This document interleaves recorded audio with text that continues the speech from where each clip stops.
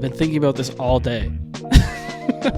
Like, because I really wanted to have like this big opening, but yeah, this great But I mean, you don't really have a lot of clarity on this episode because no, I'm kind of going in blind, not blind, but the thoughts have been in your brain, and I'm just assuming what you want to chat about. But I mean, you're curious to know like my experience, some things behind some experiences into what made me who I am and where I've grown up, and like factors about race and things like that.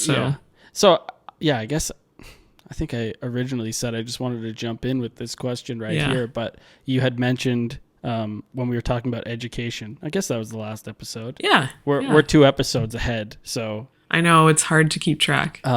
But you had mentioned that you grew up in a predominantly white town. And to me, I think this never really occurred to me. Like, you know, but I had always known that was kind of the case. I just didn't piece together that, you know, that would even be a thing. If that. Yeah. So I was curious to know what it was like to grow up in that town, because let's start very there. True. Because but you can start like really basic. Like you don't even have to, like, that's fine. Yeah, wherever you want to start. You wouldn't. I'm just wondering because like how often you only came to Orangeville like a couple times. You didn't go any other time to see us. No. Like, would you ever drive through it? Yeah. Okay. I have a pretty good understanding of what Orangeville is like. Yeah. I'm just curious because sometimes people have no idea. Mm-hmm. Yeah. Okay. So I grew up here, and I guess I have some notes, but I feel like I have a few not disclaimers, but just prefaces to like anything that I am going to say, because I just want to make it clear that like I've lived a pretty privileged and like awesome life. So even though I am going to share some interesting stories and things, I just want to make it clear that like I'm incredibly grateful for the life that I've lived in, the home that I've grown up in, and even the town that I've grown up in. I actually love small towns now as an adult. So, and I honestly want to live in a small town one day, surrounded by nature, like with my own family. So it hasn't turned me off of wanting that for my own life. Like I have no desire to live in a super big city or anything like that. So I don't know.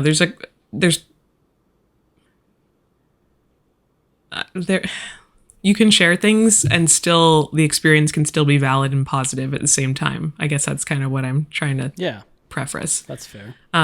But yeah, so I've grown up here, and it's a super, it's definitely become more diverse over the past 10 years, which is really interesting to see. But, it was extremely predominantly white, when I was a kid here. And so I was even looking back in yearbooks, and I went to 2 different elementary schools, like I kind of shared. But the first one, there were maybe like 5 to 8 Black kids in the entire school, and then the second one, I could only think of 1. Yeah. So, like, and everybody else was white. Were there any other like ethnicities? Yeah, like me and this little Filipino kid, maybe 1 Asian kid. Maybe 1 Indian kid, very minimal, like just us. And when I say us, it's like me and my brother, and then there were maybe 2 other sets of siblings. And then when I moved schools, my brother didn't come with me, so I was by myself. And I can think of 1 kid in maybe the grade 1, like one of the younger classes, and I was in the older classes. Mm-hmm. So I was always the only Black kid in my class. I reflected, and I've had 1 Black teacher, and it was in university. He was like a Nigerian man. So never had a teacher that looked like me. It was just me. And so I guess the way that I would describe it is just less of, overt or outright mistreatment from people, and more so just you probably just personally felt isolated. No, just an underlying feeling of being different and isolation. So because you're conscious of what you look like and you're conscious of what your family looks like. And then you go into these spaces and I would just look around and like very conscious of the fact that you're the only person in the room. When you started talking about your family last week, that really opened my eyes. I don't know if you're going to touch on that at all today, but I'll probably jump in on that because it's just like, that was really interesting to hear your perspective on that. Something that I obviously would never have known or experienced myself. Right. No, ask any questions. It's totally fine. Did you want to share like that side of it? I don't know if that's like too personal. I mean, no, not at all.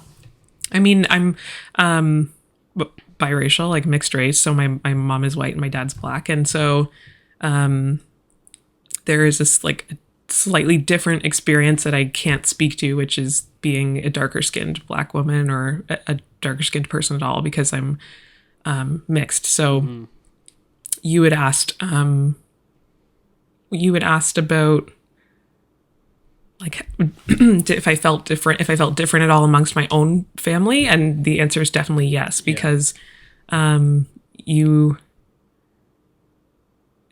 it wasn't just that I felt different, it was that they knew that I was different. And so it was like this in between where you feel different among white people and then you also feel different among black people because because you are different. So in my family specifically, my grandparents are Jamaican, and so they're like dark-skinned black people, and it definitely was made aware to me that being lighter was more desirable, and that's where I began to learn about those kind of dynamics, which is called colorism. So where you're lighter skinned is more preferred. And I mean, you see that in Asian countries. A lot of Asian countries, people are using like skin bleaching creams and things like that. And so, or like lighter makeup shades, different things. So it's not just in the black community, but in a lot of different communities where lighter skin is more preferred. And so it was odd because like there would be like over comments and different things where you would just be reminded that you're different, and also like, but it wasn't in a good way because do you know what I mean? Yeah. I'm curious because you mentioned the straightening your hair story. Was that sure? Yeah. Like, do you think there was a specific thing that caused you? Was there there was a specific instance that caused you to make that decision, or not an instance, but I mean, being in school, every girl has straight blonde or brown hair. Yeah. And so I had cornrows when I was a kid, which are like little braids. And I felt, if you look back at photos, I always thought that I looked like Jaden Smith in his Karate Kid era. I can vouch for that. I would always, I did. You saw I did. And so I would just, it felt very non-feminine. And so it was very like, it was just, I don't know. I forgot you had cornrows. I actually totally forgot. Most of my life. Huh. Yeah. That was the easiest way to take care of my hair. So my mom would braid my hair when I was like a young kid. And then as I got a little bit older, I didn't want to sit and have my hair done by my mom. So we would go to a salon and get it done probably like once a month, and I would get cornrows as my hair was getting longer. And so it was the only way that it was the best way to deal with my hair. So when that experience came up, when did you what was your reaction when you had to go and get that done? Was it usually like a positive thing, or were you kind of upset that you had to do it? It wasn't fun because we would go to Brampton, we'd go to the salon, this like hole in the wall salon, and the woman, you'd have to blow dry my hair to make it straight first, and then you would cornrow it. So it was a long process. It was an entire afternoon. Like we'd get there at 8 a.m. and we'd leave in the late afternoon, probably like 2-3 in the afternoon. It was an entire day. Wow. Yeah. I would have never thought that, but that's just, I don't know. I don't understand hair salons either. So. That's fine. That's fine. So it takes a long time. It was very painful because like she's, ripping through, nobody is as sweet and tender as your mom doing your hair. So this woman doesn't care. So she's just like ripping through my hair.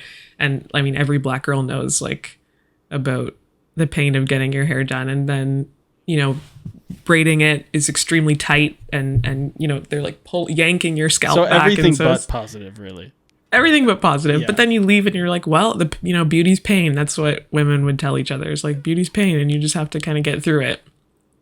And then the fact that I felt good, but then I went to school and I'm like, oh, like I don't fit in at all. Nobody has this hairstyle, and people would like make weird comments and make fun of it, and you just didn't feel like it just didn't feel like you fit in. So yeah, it's almost like you would want somebody to be like, oh my God, I love your hair. Like, and I was like, I just got my hair done. Yeah, and yeah. everybody's just like, ew, not excited. Like I spent all day there, just so you know.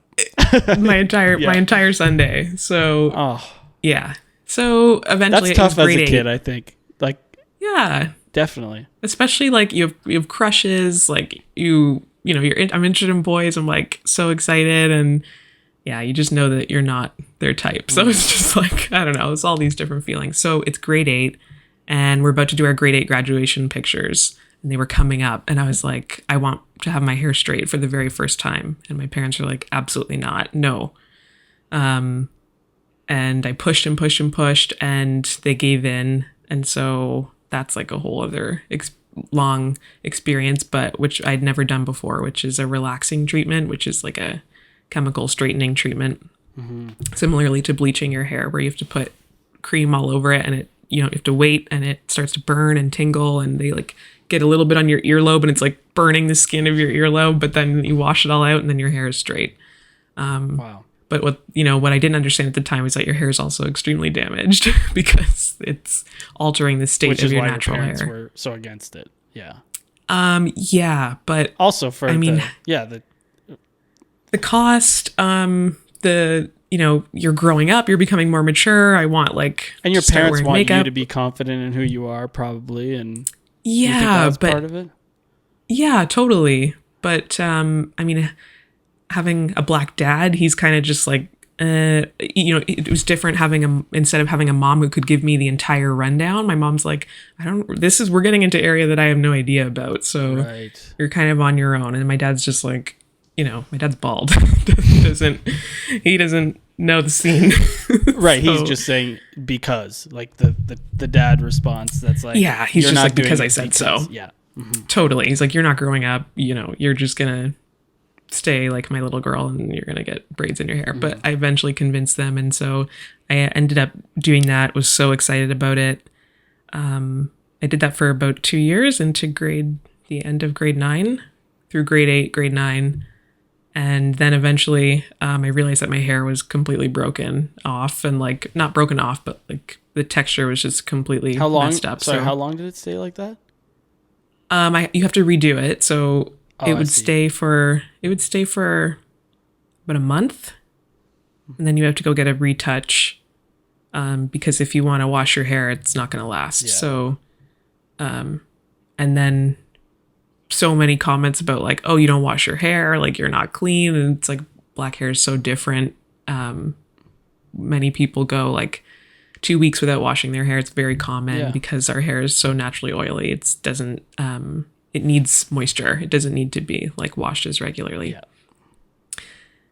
So yeah, I would get it redone all the time to try and keep up with because my roots would come in curly and then it was straight on the end. So like you would have this regrowth and it would just be, this whole thing. So you kept up with it for a while. Yeah, kept up with it all the time for about 2 years. Okay, so at what point were you like, fuck this, I'm not doing this anymore? Simply, yeah. I would go to summer camp in the summers, and this one summer I went like 3 weeks for a good like 3 weeks, and I wanted to swim really bad. And eventually I just had to say screw it. So I was just swimming for the whole month that I was at summer camp, and by the end of it my hair was completely ruined. And I just figured out I was just like, well, there's only one way out of this, and you have to just stop doing it and kind of soak the awkward phase and wait for my hair to grow out and come back to its normal texture. So that was when I had to go through that phase, was that I think the summer of grade 9 going into grade 10. Yeah. It's so interesting because, like as an adult, and I'm sure people say this all the time, but they like, people will envy your hair, right? They'll be like, your hair is beautiful, man. but We can get into the trends. Yeah. but they're saying that not realizing what you've actually been through in order to like accept the hair and love the hair yourself. So it's like when somebody's saying that, it's like, you don't really know what you love. Exactly. Yeah. It's like, oh, it's a really nice compliment, but you don't know how long it takes to like do in the morning, and you don't know how you like what it looks like now because it's becoming popular and all these different things, but you don't like other natural hairstyles. You don't like dreadlocks, you don't like cornrows, you don't like braids, but you like dark skinned people have a completely different hair texture than I do. You don't like that texture, but you really like my exact like my exact hair. I often will. I think it's all amazing, to be honest. I think when I see like a black guy with a nice fade, oh my God, I can't get that. But I don't think I should even comment on it. Like I shouldn't even, for the reason that I just said. It's like as a kid, or the things that you have gone through to actually accept that and not have to feel a certain way about it every time you go in public. It's like, should I really even make a comment? That's been tough for me. I mean, positive comments are so nice. Like, there's nothing wrong with a compliment. Yeah, but it's just. But under that, you know that there's like a certain thing that has gone into it. So maybe you just don't want to like open that can of worms almost. But yeah, and also like there's logistic facts of Black people being denied employment based on hairstyles. There's things where people are not accepted into the world because of their hair. So it's a very sensitive subject for a lot of people, because if you don't have that like perfect, desirable hairstyle, that's where a lot of women feel pressure to straighten their hair for the workplace if they are, work in an office, or all these different things where it's not welcomed. So yeah, like a compliment is totally welcomed, but there's a lot of different aspects of where people struggle with it. Yeah, totally. Yeah. Okay, I'm just gonna go for it because screw it. So I think in the past few years, we've all noticed like an influx in, I guess, attention to the Black Lives Matter movement and things like that. Did you notice like a shift in how people spoke to you or treated you after all that started becoming like really prominent?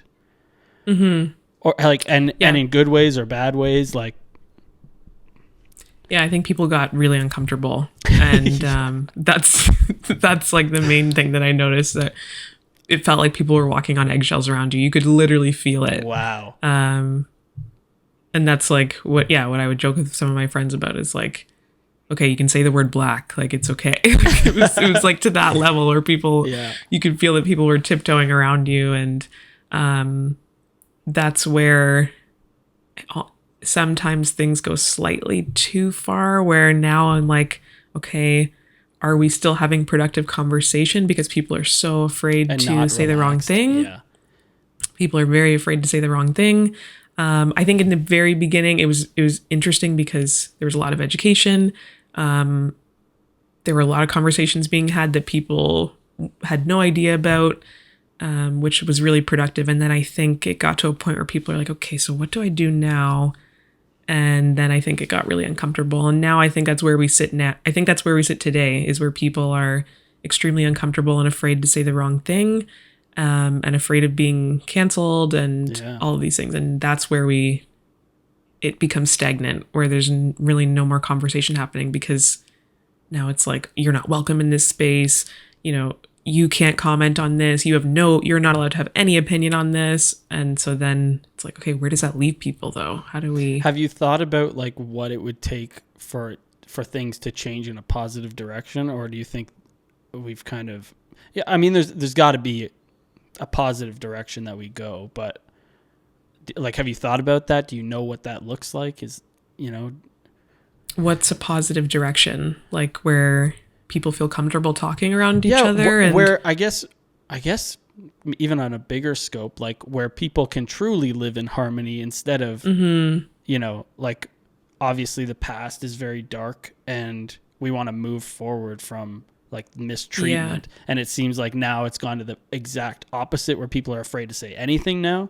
Like, what is the next move for society? You know, like, well, I think that's a hard question. So yeah, that's a hard question. I think that it's almost not even solely about race anymore. I think we've moved into other topics as well, where it's like it feels like there's always another thing that we need to be worried about, aware of, and worried about. And so I don't know where I think it ends somewhere, and I think people just get fed up at some point and they're like, okay, this is not productive anymore. I think at some point that's where it will come to a head, where people are like, I can't take anymore. And then that's where people end up coming together and just being real and like breaking those walls down of that fake activism and fake posting things as if people really care about it, and frustration. And then, or like real frustration. And then I think there might be breakthrough through that. I think so too. Yeah. Just keeping it more real and less performative than what I see on social media all the time. And the social media thing, you know, that kind of relates to it a lot because I mean, it seemed like everybody was trying to make sure people knew their stance when that happened. And that probably, I don't know what your experience was like with that, but maybe it was a little bit frustrating to like not ask for all this attention and now you have it. And it's like, I have very different opinions now than I did then because I was in university when that was going on, and I've kind of hinted at that before, where I think that university really instilled like a victim complex in me, where it was like this, you're oppressed, the world is against you, everybody is, you know, out to get you, and you kind of I've talked about this with other friends before, where it's like you kind of internalize that. And so you start to really feel this sense of like hatred towards the world and anger and resentment, which is completely valid, but it's nowhere to stay. Like you can't stay in that place, not healthy for someone. So I felt a lot of responsibility to speak on social media. And I felt a lot of anger towards people who weren't posting anything. Really? And yeah, like I was in a different political stance than I am now. So, and I was like keeping track of and like really keeping tabs, and then questioning all my friends in my head of like, do they really care? All these things. And so I definitely fell into it for quite a while until right. So that's the exact kind of attention that I think you didn't ask for. Yeah. That subconsciously you fell into that. Yeah. And so it's then not really I was fair. speaking. Like, it's like, you shouldn't have that kind of stress on your life all of a sudden. Yeah, it was a huge weight for a very long time of needing to be active on social media and post things, which, you know, it was also interesting because I'd never spoken about those things before, especially on social media. And it's with a lot of people from my town, I never spoke about race. Like they didn't know anything. I was posting things, and, you know, my very close friends were like, had no idea you felt that way. Yeah. Had no idea you experienced those things. So, wow. It was really powerful, but it was a lot for like a 20-year-old or a 19-year-old to kind of take on, and confusing at the same time, because you start to question the relationships, and it was a lot to take on. I mean, I had that complex too, like questioning if people knew that. I reached out to you during that time because I was like, I wanted to know, but then you weren't the only one. Yeah. So many friends. I just want to let you know, like, I actually do care about these things. I just don't really go on my phone much. And I'm like, I don't know what to say. And I'm like, is that what I said? Did I say something about No. I'm like quoting other people. Yeah. Oh, but I don't remember what you said, but like, yeah, I can't remember. But plenty of people were like, I just want to say I love you, and like, don't agree with any of that. is so uncomfortable. Yeah. And then I'm in the place where I'm like, no problem. Like, sending love your way. Like, thanks for the support. I You're stand such with a you. sweet person. You don't even realize it. Thanks. But I was just gonna say, like, I grew up in Bolton pretty much. I moved around a lot, but Bolton was like where I consider home. Your home base. And definitely predominantly white town as well.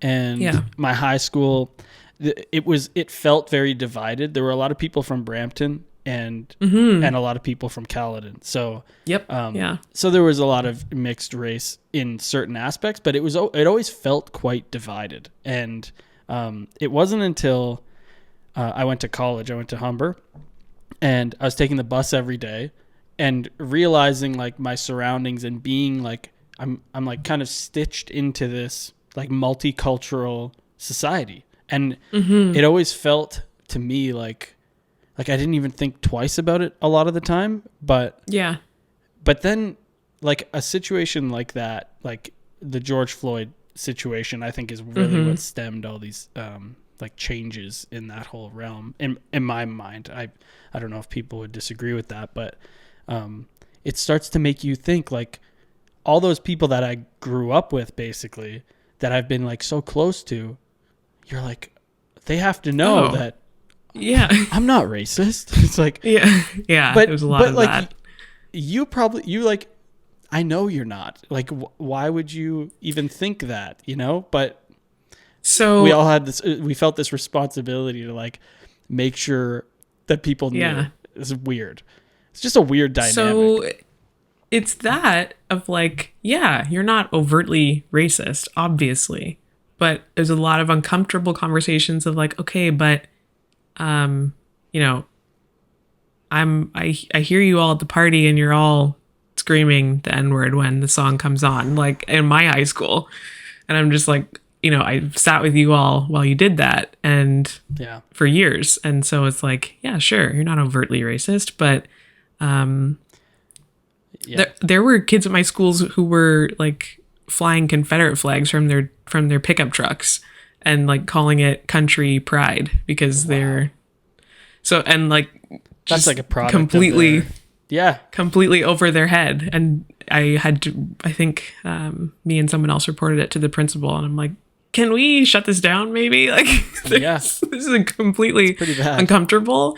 So there was a lot of things like that where it's like, sure, you're not screaming slurs at me or like being overtly extremely racist, but there's so many little things of like small microaggressions all day long that you're not really aware of. And I shed light on those for you? Yeah. And I think so going back to like all the people feeling like they needed to make sure the air was clear and that they had to make sure, like, was there some, if you felt like you had to do that, then is there something you regret in your past, you know, like, who knows? Which maybe is not. Also okay.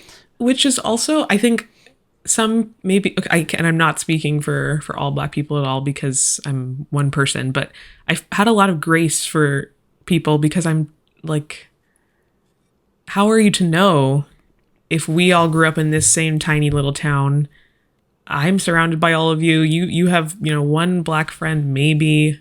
And how are you to know? I'm quiet. Like, I wasn't sharing it. I wasn't calling you. I wasn't even calling people out when they were doing anything. I was just quietly sitting by. So there's ignorance sometimes that's like I can give grace for because one, you're a teenager.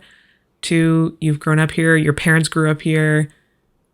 There's certain things you're not going to know. And, you know, the people that were open to having conversations and have completely changed their opinions on certain things and changed their actions, like those are the people that I respect most because they were open to criticism and areas to improve on. So, but also like I'm completely empathetic to Black people that don't have the patience for that and are fed up with dealing with those kind of people. So to me, it was like, okay, if I'm going to erase everybody that's done one bad thing in my life, like I'm not gonna have any friends around me. So I kind of had to give grace to a lot of people because otherwise no one left. Like, but would you say that it kind of still instilled something in you that totally which I guess is kind of a good transition to like your passion for the culture now. And yeah, totally. You know, I like in these last 4 episodes of podcasting, I'm talking to you. I can see it all the time, and I admire the way that like I can just sense this pride, you know. And yeah. I don't know if that's like something I've always had myself. So like I've always almost felt ashamed in some aspect, but but like seeing that you're proud of it and like the things that you put your time into and care into, it's kind of admirable. So I don't know if you want to touch on any of that stuff. Like, like, yeah, I mean, maybe there's a better way I can frame that question. Okay. Actually, I'll just let you go. It looked like you had some thoughts. Yeah, I mean, I think it's just natural, maybe. Like maybe it is. Yeah, it's hard to explain. It's kind of hard to explain. It's just and like a gut drawing towards, you know, listening to music, everything. I'm obsessed. I love Black culture. There's no one else I'd rather be. It's my absolute. It's always my favorite subject. It's Black history was my favorite subject. It still is. Like I just always want to know more. Mostly because it wasn't a part of my formal education, and so it was something I had to search outside of school for. Right.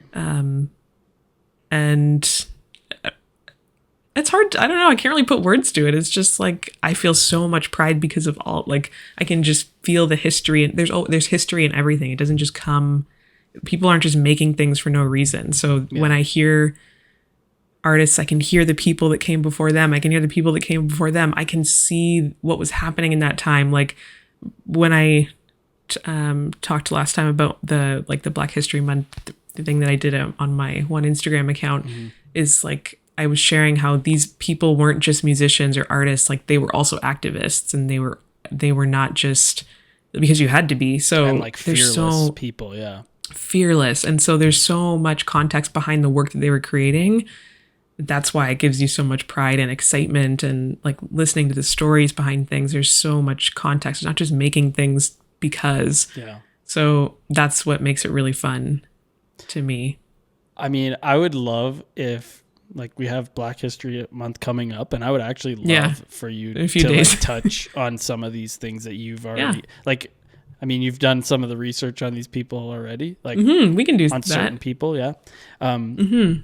That would be really cool because that's something I don't have a lot of knowledge on. And I think that I'm a one-on-one learner, so which if you've been listening long enough, you'll know. Oh my God. Yeah, we can totally do that. That would be really fun. I would definitely like to make sure that that's like a part of some of our episodes. Yeah. I mean, it doesn't have to just be a Black History Month thing either. I just thought maybe it would be nice to have the theme, you know? Yeah, agreed. Okay. I mean, maybe you touched on this a little bit, but how does all of this affect your life now? Like, do you feel like, I mean, maybe you've already kind of said like, the way that you're confident in your own skin and like proud of the background. It's like, I mean, well, do you think there are still some underlying things that just, does anything ever eat away at you? Yeah, like I think I would say a lot of the stuff, like a lot of the notes and things that I'd written down, I realized that I've worked through a lot of them. I've worked through a lot of like the areas that caused me, the areas that caused me anger and resentment and like, and just confusion. But then things still pop up that are just interesting. Like I was listening to, or just like I'm looking through photos or different things. Like I was looking through pictures from this one. I went on a trip to Boston when I was in grade 11, and it was an amazing trip. And I was looking back at some of the photos, and we were at the Quincy Market, which is like a famous tourist spot in Boston, and we were standing there and talking about like, you know, the history of the location and how it was this big area of economic growth, and how, you know, vendors would come and sell their goods and products and services and all these things. And then when I was looking back, I remembered that I had read a book and realized that exact spot is where like this part of the slave trade was happening in Boston. And I was just like, I was standing. I was like, I was standing in this place, and like it was not a part of the tour guide at all. Wow. And so those things just like randomly hit you, and you're just like, I mean, I was standing there, and nobody said anything about it. And so then I do a little bit more research into the location, and I'm like, what's going, you know, then that's where I'm saying, yeah, but that's why this is my favorite subject, because there's so much that you don't know about, and that isn't a part of, it's not a part of the, I don't know, you can go visit the place and they're still not going to tell you. So you really have to dive deep and learn about it. So yeah, there's a lot of things that just pop up still randomly that, are surprising, or just things that you remember. I'll run into people and see people, and I'm like, oh, I forgot about, you know, maybe the way that you made me feel a couple times, or just interesting things that you forget about. Come up like all the time. Wow. But it's also, I find it valuable. It's not like always hurtful. It just is valuable information. Yeah. Yeah. And I feel like you have this way of making somebody feel comfortable in that situation rather than making them feel more intimidated, you know, instead of like, let's run from this topic. It's like, take your time. No. Figure yourself out. That's how I felt, at least. It's just, like, absolutely. It feels like a safe space. So, yeah. And like questions are welcome and all these things, because how else are you going to, if someone's afraid to ask a question or afraid to, you're not going to get the answer that you're looking for. You're not going to like dive deep into the area that you actually want to know about. And then we're getting further from harmony as humans. Yeah. Which is the overall goal. That's what we all when you want. know people, that's why you care about them. Yeah. If it's unknown, then you don't really care about what you don't know. So, yeah. I've always wondered this. Like, my dad's told me a few stories about like growing up with your dad as his best friend, and sure. It sounded to me like he had a very hard childhood. Yeah. Have you heard stories about this? Like, has he ever told you? Yeah, bits and pieces. That was one of my other prefaces, was that I wanted to share, but I just skipped over. But that I'm like incredibly blessed to have grown up in this generation, and like I'm extremely aware of the way that like my experiences are so minuscule in comparison to like that of my dad's experiences and my grandparents' experiences and my ancestors' experiences. So it's still valid, but I'm like so incredibly aware of the fact that like we are living in a completely different time, and like the trailblazing that they literally had to do. It's getting better. Yeah. And also like paying homage to like the literal trailblazing that they had to do to have me here today. I mean, incredible. Like interracial marriage in general was not legal in like the 60s. So in some states, so like we're talking about, I wouldn't be here for certain, if not for certain people. So, right. He definitely had a hard time. He grew up, in Alliston, and it's like an even more white town than Orangeville is now. They were the only black family in the entire town. And I think most of his siblings had moved out of the house by, like, there's a pretty big age gap in between a lot of his siblings. So most of his siblings had moved out by the time he was a teenager. So he was really going through it by himself. And especially playing hockey, like that he was, wanting to fit in and play hockey, and he was talented. And so, but, teenage boys are extremely cruel. So there's like, A lot of dynamics there. I mean, yeah, even to this day, like he was just telling me about how he went to the bank last week and went to go cash his check, and he was just like fresh from work, so he's in his work clothes, and my dad's a truck driver, so he's like not dressing up for work. He's wearing like a hoodie and a construction jacket, and so he goes into the bank with his check, and he asks for his balance at the end of the transaction, and they're like, "Oh, I can't release that information to you." And he's like, "Why not? I'm the owner of the company." And they're like, "Oh," they ask him for ID, and he's like, "Oh, we thought you were a check jockey." And he's like, "No, this is my paycheck. Like, I'm the owner of the company that I'm cashing the check for." And like, they just straight up, like, right out of their mouth, no idea. And that happens like very often where they're like, "Oh, can we confirm, your identity and all these things?" And like, he just laughs. He's like, "I just purposefully don't get dressed up because I just want to make these people uncomfortable." And like, and he's like, "Excuse you." I don't know. He finds, at this point in his life, he finds joy in it. I would be enraged, but well, he has such a. I think probably a lot of the things from when he's younger have shaped him to be this, like, he is one of the. He's a rock. We said this last week on.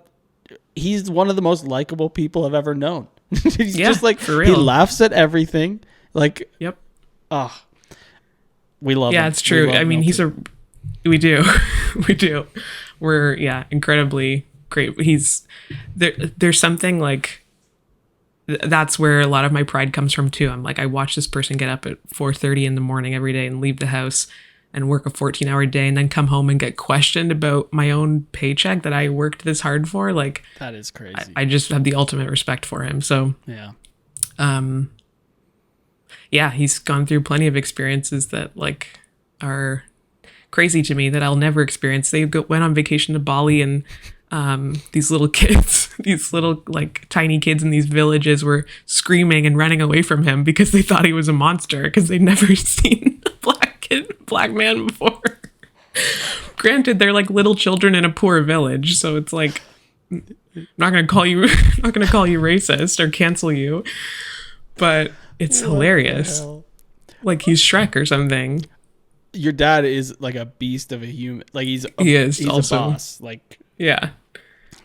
But there's so many things I can never comment on that, and I don't even know all the stories. Does he have like a workout regimen, or is he just a hard worker? He's just a hard worker, but when he was in his teens and 20s, he was like totally in the gym every single day. Max bench was.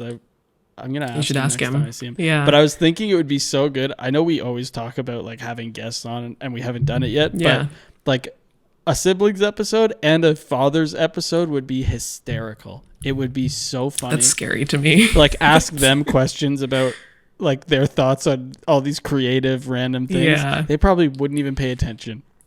There's this one series, this little YouTube series there's a YouTube series that I watch where it's this guy and he sits with his dad and he plays him music. Yeah. I think you've seen it. And he's like, my dad reacting to like Kendrick Lamar's new album. And then he's like, okay, like he's getting into it. And it's so funny. I think they're from Ontario. No. Mm-hmm. I think so. For real? I think so. I thought they were from the States somewhere. No, I think they're definitely Canadian. Idea. I'm not 100% if they're from Ontario or not. I think like Ottawa is what I heard. Yeah. No way. I didn't know that at all. Okay, that's cool. I think I've only seen a handful of their stuff. And I just watch a few clips here and there. But I don't know how they get away with the copyright thing. I know they cut off the sound at a certain point probably. So not a clue. But that's something I always think about. When we were talking about sampling last week, I was thinking that's always been a big struggle with sampling is the copyright problems, right? Yeah. So you're always trying to find out how to make something your own. Interesting. Okay. But, and to answer your question, like he was like he did competitions, he did like weightlifting competitions. And then now he's just, his body just stays that way. Like he's hasn't gone back to the gym in like 10 years, but his body just stays that way.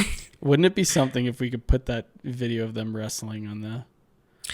Listen, I know. I don't know if that can ever see the light of day. Yeah, I know. Don't worry, fathers. But- we're not gonna No. send it anywhere. But I actually need to send it to you just so you can watch it again because it's gold. Oh man, we're teasing the audience too like I heavy know. right now. Sorry, They're y'all. It's just, yeah. You'll never see that. you can imagine it. I'm sure. 2 drunk men wrestling on the ground like children On Christmas, on Christmas Eve. just laughing their heads off. 1 a.m. It's gold. Everybody's has their shoes on to leave the house. Like cars warming up. For Everybody's getting ready to go. Night's winding down. And this is what's and they're happening. winding right up. Yeah. And they're crying, like slapping each other in the face like children, like little girls. Oh man. Anyway, at least you got a description of what it is, y'all. Yeah, I mean, picture it. Yeah, I'm lucky I get to see it. I know. Any other questions? Well, I was just gonna say, are there any other things that maybe you wanted to touch on?